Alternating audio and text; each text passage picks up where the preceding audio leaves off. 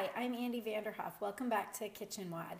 I hope you enjoyed last week's segment, our introductory segment on Kitchen WOD and some things that we'll be covering. What I'd like to talk to you about this week is consistency. A question that I get fairly often is the plan that I think people should be eating on. I think that is going to vary person to person. It's going to vary on your lifestyle. It's going to vary on what you do for a job, what your activity level is, if you have family or you're just cooking for yourself. What I would like people to focus on this week is looking at choosing a protein source to build their meal around.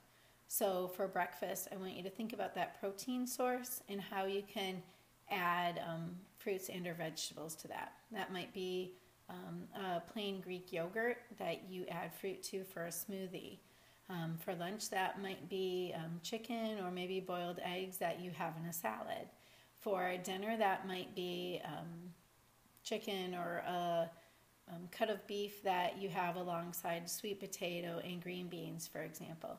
So I want you to think about building on a few key things that you would like to see in your eating as well as in your family's eating, and try to build from that. So I'm a big proponent of eating consistently 80 to 90% of the time. So I personally follow what I consider a paleo plan.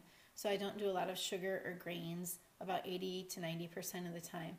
But then I do have those plan times where I, as I say, eat for joy.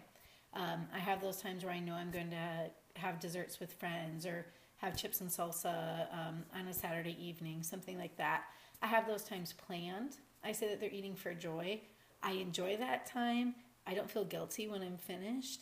But then the other times I try to build my meals around protein and good sources of vegetable, good sources of fat as well. What I also would encourage you to do is think about the way that you're eating. And anything that you can't maintain forever, you will probably fail at.